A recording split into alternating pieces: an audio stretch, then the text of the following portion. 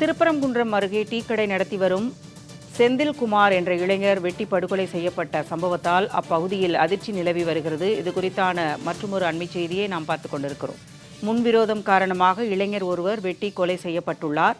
டீக்கடையை திறக்க சென்றபோது இளைஞரை வெட்டி சாய்த்த 4 பேர் கொண்ட மர்ம கும்பல் தற்போது கைது செய்யப்பட்டுள்ளது.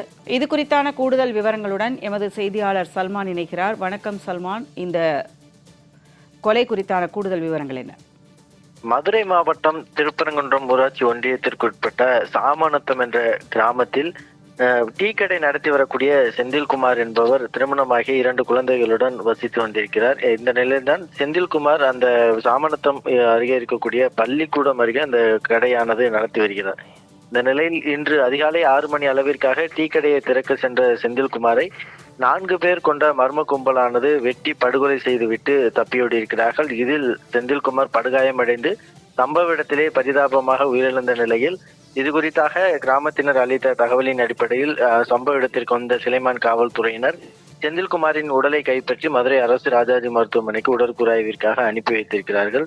செந்தில்குமார் கொலை வழக்கு தொடர்பாக முதற்கட்ட விசாரணையானது நடைபெற்று வருகிறது. இதில் ஏற்கனவே அந்த செந்தில்குமார் டீக்கடை நடத்தி வரக்கூடிய அந்த பகுதியில் சில இளைஞர்கள் நாள்தோறும் இரவு நேரங்களில் மது அருந்துவது குறித்து செந்தில்குமார் எச்சரித்ததாக கூறப்படுகிறது. அதன் காரணமாக கொலை நடைபெற்றதா என்பது குறித்தான சந்தேகத்தின் அடிப்படையிலும் சிலைமான் காவல்துறையினர் விசாரணை நடத்தி வருகிறார்கள். இல்லை வேறு ஏதேனும் காரணங்களா என்பது குறித்தான பல்வேறு கட்ட கோணங்களில் தொடர்ந்து இந்த செந்தில்குமார் கொலை வழக்கு தொடர்பாக விசாரணையானது நடத்தப்பட்டு வருகிறது. ஒரு கிராமத்தில் அதுவும் அதிகாலையில் 6 மணி அளவிற்காக மர்ம கும்பல் ஒன்று டீக்கடை நடத்தி வரக்கூடிய பகுதியில் பொது இடத்தில் வைத்து ஆட்கள் நடமாட்டம் உள்ள பகுதியில் கொலை செய்துவிட்டு தப்பியோடிய சம்பவம் என்பது சட்ட ஒழுங்கை கேள்விக்குறியாக்கியிருக்கிறது. அந்த கிராம மக்கள் மிகுந்த அச்சத்தில் இருக்கக்கூடிய ஒரு சூழலும் ஏற்பட்டிருக்கிறது. தொடர்ச்சியாக கஞ்சா மற்றும்